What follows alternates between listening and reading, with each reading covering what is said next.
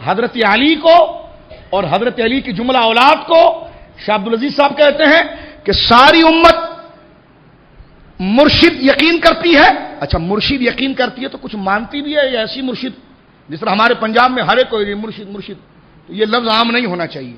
یہ جو مبارک لفظ ہیں یہ عام, یہ اہل کے لیے ہیں, انہی کے لیے بولے جائیں. یہ اہل کے لیے ہیں, انہی کے لیے بولے جائیں. اب آپ دیکھیں شاہ صاحب لکھتے ہیں کہ جن کو آپ مرشد مانتے ہیں تو کیوں مانتے ہیں, تو شاہ صاحب لکھتے ہیں وہ امور تکوینیہ را بعیشہ وابستہ میدانند, ساری امت مصطفیٰ صلی اللہ علیہ وسلم حضرت علی اور ان کی اولاد کو مرشد یقین کرتی ہے اور ان کے ہاتھوں پر کن کی طاقت مانتی ہے.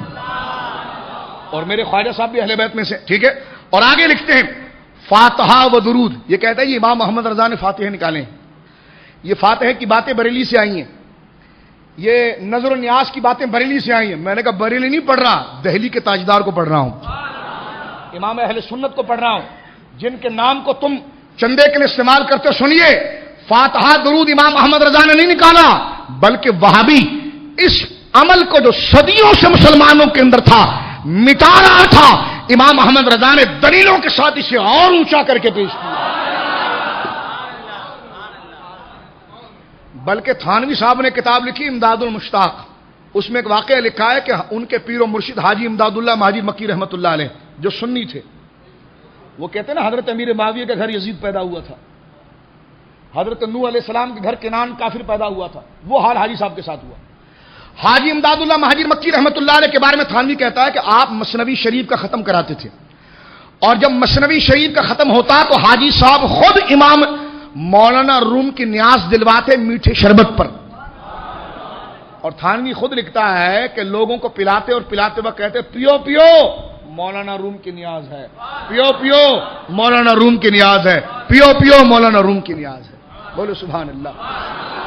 سنیو تم نے اپنے آپ کو کتنا ذلیل بنایا ہوا ہے اور کتنا اپنے آپ کو بیکار بنایا ہوا ہے کہ تم ان وابیوں کی مغلظاتوں کو سن کر بالکل کنفیوز ہو جاتے ہو. اللہ نے تم پر ذلت کا نہیں عزت کا تاج رکھا ہے, اپنی قدر سمجھو, قدر سمجھو. فاتحہ دبا کر کیا کرو, جو جائز امر ہو اور اس سے بدمزم منع کرے تو وہ کام کرنا ضروری ہو جاتا ہے. کیا ہو جاتا ہے؟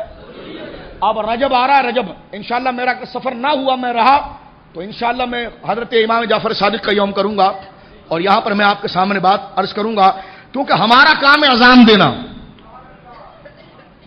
اللہ ہمیں بھی نماز کی توفیق دے, آپ کو بھی نماز کی توفیق دے.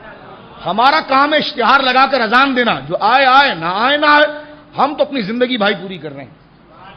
یوں سمجھ لیجیے, یہ جو ہماری سانسیں بچی ہوئی ہیں اس کو ہم پوری کر رہے ہیں. تم کہو جی تقریر کا شوق ہے, ہم نے کہا تقریر مقریر کا کوئی شوق نہیں ہے, ایک زندگی پوری کر رہے ہیں تاکہ اسی میں ہماری روح نکل جائے, تاکہ کل قیامت کے دن ہماری قبر اور حشر تنگ نہ ہو, بلکہ زندگی اسی میں گزرے کہ ہم لکیر کے فقیر رہیں. اور وہ لکیر کی فقیری کیا ہے؟ وہ لکیر کی فقیری یہ کہ سواد اعظم کے قول کو بیان کرتے ہیں. سنیے حضرات کرام, حضرت امیر وزریت طاہرہ اورا تمام امت بر مثال پیرا و مرشدہ می پر سندن فرماتے ہیں کہ حضرت علی اور ان کی تمام امت کو الحمدللہ, ان کی ساری امت کو, امت مصطفیٰ کریم صلی اللہ علیہ وسلم ان کی ساری اولاد کو امت مصطفیٰ کریم اپنا پیر مانتی ہیں. وہ امور تکوینیہ را بعیشہ وابستہ من دانند, اور سارے ولی جو سید ہیں ان کے لیے امور تکوین مانتی ہے. وہ فاتحہ و درود و صدقات و نظر و منت, لفظ دیکھ فرمایا کہ ان ولیوں کے لیے فاتحہ بھی کرتے ہیں, صدقات بھی کرتے ہیں, نظر و منت بھی کرتے ہیں. نظر نہیں ہونی چاہیے. میں نے کہا تیری داڑھی سفید ہو گئی تجھے اسلام نہ ملا. شاہ عبدالعزیز صاحب کہتے سنی ہے وہ جو ولیوں کی نظر مانے, نظر نہ مانے منت بھی مانے. اور شیعوں کا جواب دیتے ہیں وہ نظر و منت کیا فرماتے ہیں؟ نظر و بنام انشا رائج وہ معمول گریدہ کا مانتے نہیں, بلکہ سنیوں کا تو یہ طریقہ ہے. کہتے سنیوں کا یہ طریقہ ہے کہ اہل اللہ کی نظر ماننا اور ان کی شان کو بیان کرنا, یہ سنیوں کا, بولیے سنیوں کا یہ طریقہ ہے. اب بتائیے خواجہ صاحب سے متعلق, اب یہ شاہ صاحب نے اہل سنت کا عقیدہ رکھا تو پھر کیوں نہ کہوں کہ میرا خواجہ غریب نواز ہے, کیونکہ اس حوالے سے واضح ہوا کہ خواجہ غریب نواز سادات میں سے حسنی حسینی ہے, اور شاہ صاحب نے اصول لکھا ہے کہ جو حسنی حسینی سادات ہوتے ہیں ان کے ہاتھ میں کن کی طاقت ہوتی ہے. ان کی نظر و فاتحہ ہوتی تو الحمدللہ آج جو جن نیک بخت لوگوں نے الحمدللہ آپ کے لیے نیاز کا یہ اہتمام کیا ہے تو اللہ ان کی قسمتوں کو اور دراز اور روشن کرے کہ اس مقصد پر پہنچے جو شاہ صاحب نے فرمایا کہ ہمیشہ سے سنی جو ہوتا ہے وہ سیدوں کا غلام ہوتا ہے. اسے اپنے باپ پر اتنا بھروسہ نہیں ہوتا جتنا مولا حسین پر ہوتا ہے، جتنا خواجہ پر ہوتا ہے، جتنا غوث پر ہوتا ہے. اس لیے وہ دل کی بات باپ کو نہیں بتاتا، چھپ چھپ کے خواجہ کو بتاتا ہے.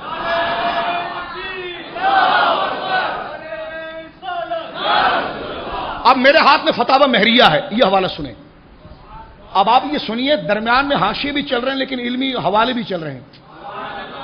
یہ تو آپ کو بیدار کرنے کے لیے، کرنٹ ایشوز کو ڈسکس کرنے کے لیے درمیان میں حوالے دیتا ہوں، لیکن آپ کا وقت ضائع نہیں جا رہا. کبھی بیٹھ کر سننا، کسی بد مذہب سے مباحثہ ہو تو پھر ہماری گفتگو سننا کہ 10 سال کہیں گزارے، 1 گھنٹہ حبیب مسجد میں گزارا تو وہ 1 گھنٹہ صحیح تھا یا 10 سال صحیح تھا، خود فیصلہ کرنا.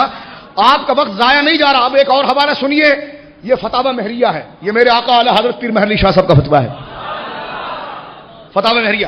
اس میں سوال ہوا ہے حضرت حضور قبلہ اعلی حضرت پیر محمد علی شاہ صاحب سے کہ کچھ دن ہوئے ایک فتویٰ بصورت سوال و جواب نظر سے گزرا. ایک آدمی سوال کر رہا ہے، کیا گزرا؟ جس میں مفتی صاحب نے ثابت کرنے کی کوشش کی کہ رمضان شریف میں بعد ختم تراویح سلسلہ چشتیہ نیازیہ کے متوسرین 10 بستہ کھڑے ہو کر جو سلسلہ مذکورہ پڑھتے ہیں، ختم خواجگان پڑھتے ہیں، اس نے کہا یہ بدعت ہے، گمراہی ہے. امید ہے کہ حضور اس بارے میں اظہار رائے فرما کر متوسرین سلسلہ چشتیہ نیازیہ عالیہ کو مطمئن فرمائیں گے. ایک بندے نے سوال کیا حضرت پیر محمد علی شاہ صاحب سے، اور دیکھو کیسے پیر صاحب کے مریدین، سبحان اللہ، یہ ہماری طرح ڈھیلے نہیں تھے کہ کھڑے ہو کے سلام کی کیا دلیل. انہوں نے کہا خواجہ کا ذکر بھی کھڑے ہو کر ہوگا. تو سوال کرنے والا سوال کرتا ہے حضور ہم خواجہ کا خواجہ خواجگان جو خواجگان کا ختم ہے وہ کھڑے ہو کر تراویح کے بعد پڑھتے ہیں. بولو سبحان اللہ. سنیو، وہ تو یہ اچھے عقیدے لے کر جنت کما گئے، تم کیوں ڈھیلے ہو گئے؟ اور حضور نے حق فرمایا جو الاول فالاول، جو نیک ہوں گے چلے جائیں گے. بخاری میں حضور فرماتے بعد میں صرف بھوسا رہ جائے گا، بھوسا بھوسا. ہم بھوسے ہیں، صرف نام کے سننی ہے، بس بھوسے ہیں. اور پہلے والوں کا عمل دیکھیے، بزرگوں سے نسبت کیسی تھی. بزرگوں سے، یہی آپ کا گجرات تھا نا، یہی آپ کا پوربندر تھا، یہی مقام ہے. میمن ہی رہتے تھے نا. لوگ کہتے جی میمن کسی کے خلاف نہیں ہوتا. میں نے کہا جب تربیت کر دی جائے تو پھر وہ اللہ والوں کے ساتھ ہوتا ہے اور خدا کے دشمنوں کے خلاف ہوتا ہے. جب ان کا پیر سرکار مفتی اعظم ہو، جب ان کا پیر شیر بشا اہل سنت ہو، جب ان کا پیر حضور قبلہ سید محمد کچھوشوی ہو، جب ان کا پیر الحمدللہ عظیم اجلہ رضوی اور اشرفی سلسلے کے لوگ ہوں تو پھر گجرات اہل سنت کا مرکز ہوتا ہے. جب ڈھیلے آ جائیں اور کہیں جی اس میں 2 رائیں کنایا حکمت تو پھر قوم ڈھیلی ہو گئی. قوم تو میں بھی اس راستے پر آنا چاہتا ہوں، آپ کو بھی لانا چاہتا ہوں کہ جیسا ہمارے پرانے بزرگوں کا مزاج تھا. وہ تھوڑا کماتے تھے اور برکت ہوتی تھی. میرے ایک دوست یہاں پر بیٹھے، میں ان کا نام نہیں لیتا تاکہ اجر ان کو زیادہ ملے. ان کے والد صاحب کی صحبت میں بیٹھا تھا اور وہ میمن ہے. ان کے والد صاحب سے مجھے بڑی عقیدت میں اپنے والد کی طرح ان کو مانتا تھا. ان کا وصال ہو گیا، اللہ ان کو غریق رحمت کرے. یہ صرف میں برادری کے حوالے سے عرض کر رہا تھا، برادری کے وہ میمن ہی تھے. میں ان کے ساتھ ایک دفعہ بیٹھا تھا. ان کا ایک عزیز رشتہ دار قریبی آیا جو وابی تھا، اور حضرت کرسی پر بستر پر آرام فرما رہے تھے. ان کی توجہ نہیں گئی. جب انہوں نے چشمہ پہن کر دیکھا کہ یہ ہے تو اسے فرما کھڑا ہو جائیں سے. تو میرے گھر میں آیا کیسے؟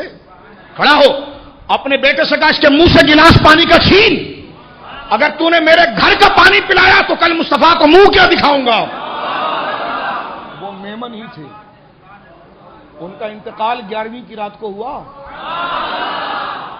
ہاں تو اللہ دیکھو، میمن پٹھان اس سے کچھ بھی نہیں ہوتا. مین چیز ہے عقیدہ. مین چیز ہے کیا چیز ہے؟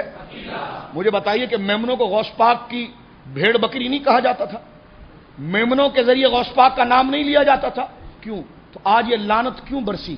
اس لیے برسی کہ ہم دنیا کے کتے بن گئے. تو جو قبروں میں چلے گئے، ہماری مسجد کے کئی نمازی الحمدللہ گئے. الحمدللہ وہ نیک لوگ جو صلاۃ و سلام میں بڑی عمر کے مومنین ہمارے ساتھ تھے، ہم نے دیکھا. اللہ ان کی قبروں کو روشن کرے، جن کی وجہ سے آج الحمدللہ اس مسجد حبیبیہ کے اندر سنیت موجود ہے. تو ایسوں کے اپنے باپ داداؤں کے طریقے پر چلو.